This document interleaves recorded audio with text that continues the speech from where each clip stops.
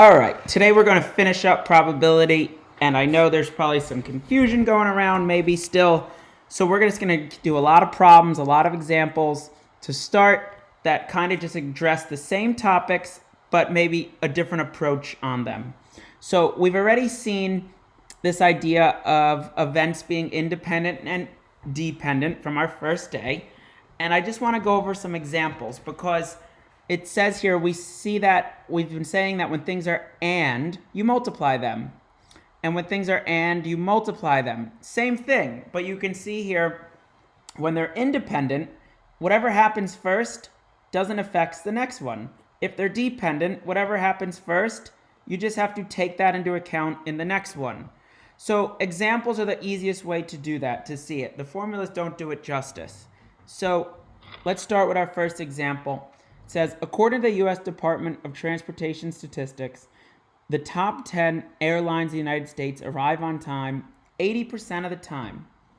During vacation, the Gunther family has direct flights to Pittsburgh, Minneapolis, Denver, and Nashville on different days. What is the probability that all their flights arrive on time? So what this is saying is we have 1, 2, 3, 4 cities, all different, on 4 different days, all different, and we want to know if those 4 events will all be a success. Well, what is a success? A success is told to us that arriving on time happens 80% of the time. So let's take this one at a time. Pittsburgh flight. What is the probability Pittsburgh gets there on time? It's 0.8, 80%. What is the probability Minneapolis gets there on time? Well, it's 0.8 because that's what it says. Denver, also 0.8. Nashville, also 0.8. And what does the problem say to do? It says to do all of them. This and this and this and this. So what I think you should see here is this problem is clearly independent because nothing affected the probabilities of these 4 events happening. You multiply this together, it is 0.4096. Again, these can be decimals, percent, or fractions. I'd never care which one you pick. Let's see how a dependent problem becomes a little bit different. Okay? Paul has 3 rock, 4 country, and 2 punk CDs in his car. On one day, before he starts driving, he pulls 2 CDs from his center console without looking. What is the probability that both CDs are country? Well, I'm going to try and explain this 2 ways because that's how we've been thinking about all this. Well, we have 2 events here because he pulls 2 CDs. We are looking at the probability that both of them are country. So let's think about how many CDs he has in his car. He has 4, 5, 6, 7, 8, 9 CDs in his car. So our first event is him pulling a CD. When he pulls a CD out of his car, he wants to know what are the chances both are country. So country is all we care about. There are 4 country. If he was to pull 1 CD out of his center console, there's a 4 out of 9 chance it's country. Now, why is this dependent? Because he is pulling a second CD. So he is doing he's doing a second operation. And he is not putting the first CD back. He already pulled a country CD. He's happy. He got it. So there's no more 9 CDs. This is not the same as 8 out of 10, 8 out of 10, 8 out of 10, 8 out of 10. Because there's no more 9 CDs. There's only 8 CDs left in there. And the first one was country. So there's only 3 country left. This becomes 1 out of 6. I want you to think about this a second way. Because it said Paul is pulling CDs, 2 CDs. It's basically saying he is making a committee or group combinations of size 2. And he's pulling 2. So what does that mean? It's saying he wants country. Well, how many country are there? There's 4 country. He's choosing 2 of them, a group of 2. Well, there's 9 CDs. He's choosing 2, a group of 2.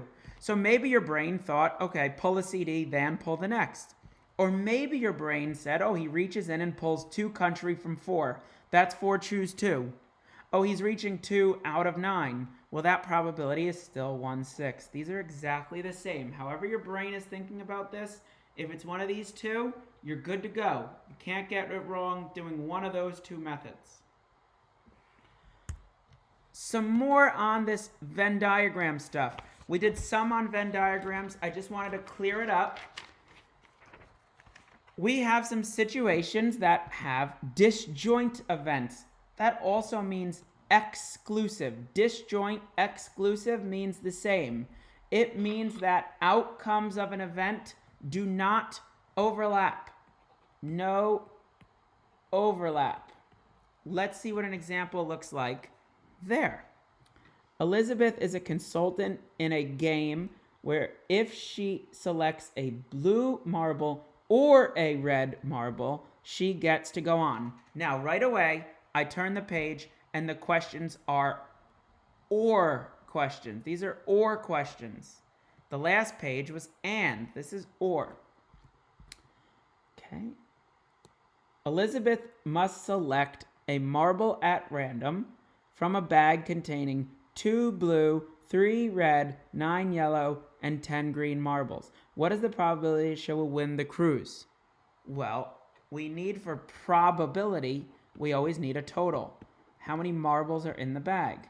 19 and 5 makes 24. She would win with a red or blue. So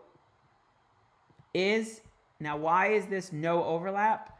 Because I have my red marbles, I have my blue marbles. There is no red-blue marble. There's no overlap in these events. So I have 3 red out of 24. I have 2 blue out of 24. And let's ask this question. Do I want a red and a blue? No, I want red or blue, and or in probability means add. 3 plus 2 makes 5.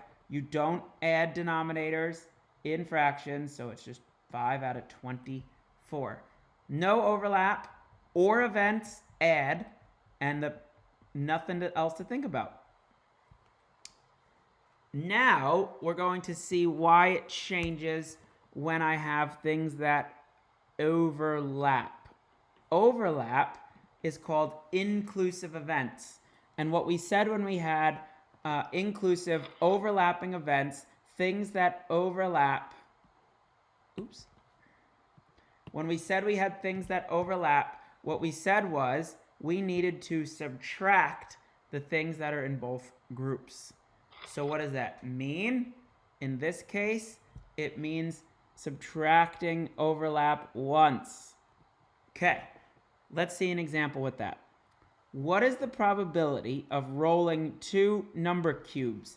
A number cube is a die. So when you think about rolling, if you ever played Monopoly or any board game, this is basically rolling 2 6-sided dice. The question is saying, what is the probability in which the first number cube shows a 2, or the sum of the number cubes is a 6 or a 7? Well, let's see what our outcomes can be. This table here is to help us decide what it is we are looking for. We want to know the probability of getting the first cube to show a 2. Well, our first number cube 2 would be any one of these. So let's count them. How many successes are there? 1, 2, 3, 4, 5, 6 successes. How many ways can you roll 2 number cubes? Well, 6 times 6 is 36 ways. Now it's asking for the sum of the cube is a 6 or 7. All right. So I need to find the ways that this number cubes can add to be a 6. Let's start with adding to be a 6. So adding to be a 6 will be this green. So how can I get to a 6? Well, they're a 5 and a 1, a 4 and a 2, a 3 and a 3, a 2 and a 4, a 1 and a 5. That is all my ways of getting a sum of a 6. How many are there? 1, 2, 3, 4, 5. 36 way of rolling the die. Or a 7. So now I have to add to that the ways of getting a 7. So I will do that right here. We'll highlight those in blue. Sum of a 7, 6 and 1, 5 and 2, 4 and 3, 3 and 4, 2 and 5, 1 and 6. How many was that? 1, 2, 3, 4, 5, 6. 6 out of 36. So let's summarize what we just did. We were told that a winner, a success, would be the first dice is a 2. Well, that was this right here, 6 of them. The sum is a 6. Well, that's these 5. The sum is a 7. That's these 6. But are any of these outcomes overlapping? Yes. This and this outcome were counted twice because they were in these 6. There was in this green and this blue. So you have to subtract how many overlapped. How many outcomes overlapped? 2 outcomes overlapped out of 36. So what is my total? 6, 5, and 6 makes 12, 5, 17. Take away 2 makes my final answer 15 out of 36. It was this or, meaning add, or, meaning add, and then subtract things that were counted multiple times, in this case, 2 of them. That's called inclusive or overlapping events. This 2 is that stuff, the stuff that was counted in multiple places. Let's see how this works, and we're going to bring in our combinations now. Our next example brings in our combinations. It says, there are 5 students and 4 teachers on a school publications committee. Combinations, committee. A group of 5 members is being selected at random to attend a workshop. What is the probability that the group attending the workshop will have at least 3 students? So let's think how many students a group of 5 can be if it's at least 3. Well, it can be 3 students. It can be 4 students. Or 5 students. And it can't be all of them, it's or. So I'm going to add this up when I get these probabilities. Well, every probability needs a denominator. I'm trying to build these slowly as I go.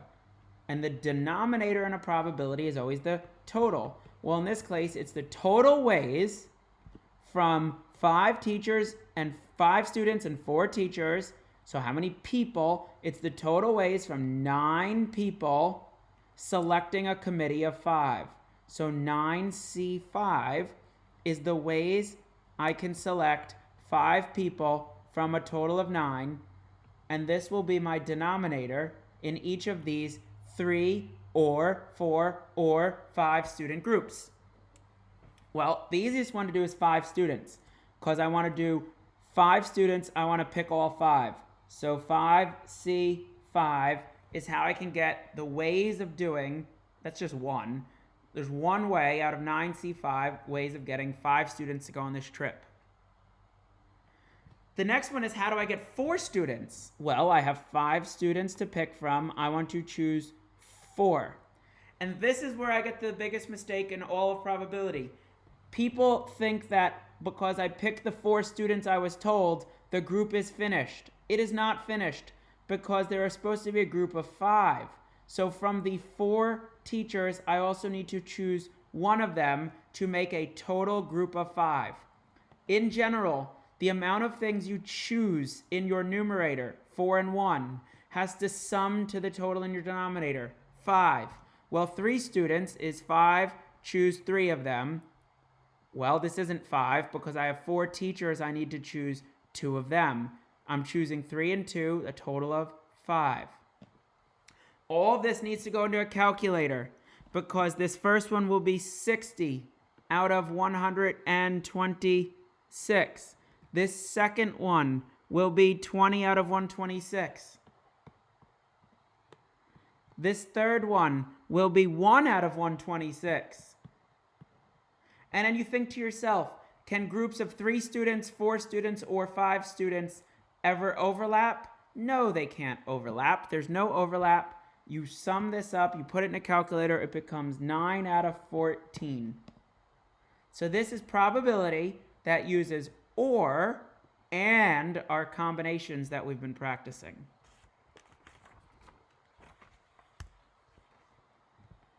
The last step of probability is to talk about conditional probability. And what conditional probability says is that the probability of an event under some sort of condition or circumstance that already is known to have occurred. What it means is you are dividing by some outcomes. It's saying what's the probability of 2 outcomes that can occur given that you know something already happened. So this vertical line, it means given. The only way to do this is with examples. So we're going to see how this looks with conditional probability. Here, let's say in a medical research laboratory, there is a drug test being tested that promotes hair growth in balding men. The result of a preliminary test shows the table below. What does it show? It shows that we had a group that used our drug in the drug test. We had a group who used a fake drug. A placebo is called a fake drug. And then from that, we saw successes, meaning they grew hair, or they did not grow hair, based on what group they were in. Conditional probability typically comes in this table form, and what it basically says is we're going to know some extra information. I'm going to highlight the extra information so you know what I'm talking about. This says, what is the probability that a test subject's hair grew? And then it always comes after this known information. Given that he used the experimental drug. What does that mean? It means you know the person is in this group. They are there. They are not here. So now we just make a probability based on only this information. And what is the important part of this information? It says grew hair. Hair grew. How many hair grew? 1,600. How many people are in total? Only in the circle, 2,400. So a conditional probability says you're going to be told some very important information. And what it will do is it will make the rest of the problem go away, and you will answer probability questions only given certain information. Let's go on to another one that shows another way of doing conditional probability. We're almost there. We're just doing a couple more examples. A survey is being conducted of families with 3 children. If a family is selected at random, what is the probability the family will have exactly 2 boys? And now we get this given that. This is the most important. This is the new stuff. If the second child is a boy. Well, let's try and create these families. Every child has a firstborn. What I'm going to do is called a probability tree. Every family has a firstborn, and we say it's a boy or a girl. This will be the first child. Then the family has a second child. So if the first child was a boy, the next child would be normally a boy or a girl. But it says if the second child is a boy. So this second child is a boy. So now this family had 2 kids. If the first one was a boy, maybe, but we know the second one is a boy. If the first child was a girl, the second child is definitely a boy because of this highlighted yellow. Then the family had a third child. And the third child, well, the second one was a boy. The third one could be a boy or it could be a girl. I'm making what's called a probability tree. Well, this could also have been a boy or a girl. What this does is create all of the possible outcomes all at once as they grew. Meaning, I have outcomes boy, boy, boy up here. Boy, boy, girl down here. You just trace the tree like a family tree. It could have been girl, boy, boy. Girl, boy, girl. So how many different families of 3 kids do I have? I have 1, 2, 3, 4. 4 in total. Why? Because the second kid had to be a boy. It made it so there's only 4 total. What is the probability that a family will have exactly 2 boys? So let's see how many of these have exactly 2 boys. Boy, boy, boy? No. Boy, boy, girl? Yes.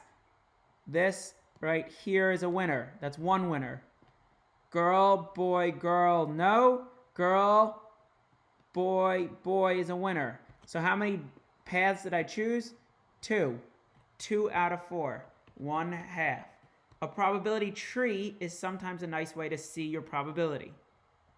One more conditional probability.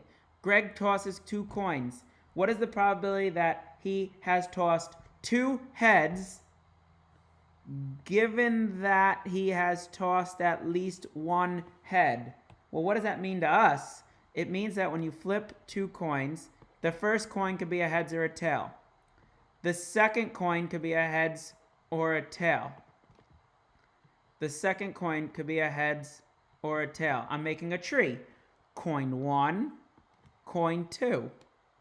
But this yellow is very important because the yellow says, given that he has tossed at least 1 head. What does that mean? It means this tails outcome goes away. It didn't happen. So how many total outcomes are left? Well, there's only 1, 2, 3 outcomes left. And how many of them, what is the probability of tossed 2 heads? Head, head. 1 out of 3. The given that changes things a lot. It changes how many outcomes are possible. This is called conditional probability. Here you go. This just shows you what given that looks like. It shows a group inside of a group. Don't worry about that. Here's our last example of probability. We've come to the end. We say here in this example that we have a 12-sided dodecahedron numbered 1 through 12. So it's basically a die with 12 faces. So 1, 2, 3, 4, 5, 6, 7, 8, 9, 10, 1, 2, 6, 7, 8, 9, 10, 11, 12. These are all the sides on the die. The die is rolled once. So one of these outcomes comes out. And the top number is recorded. What is the probability that the number is a multiple of 4? So my success is multiples of 4. Well, a multiple of 4 would be a 4, an 8, or a 12. So it'd be 3 successes out of 12 outcomes. But there is a given that. It is known, it is even. What does that mean?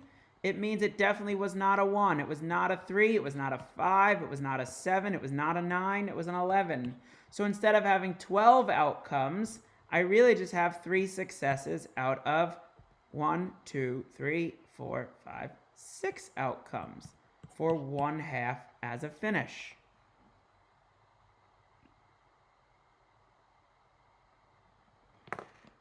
That is it for probability lessons. Next class, we're going to practice all of this probability together and really start to see how all these questions come together. That is it for probability lessons.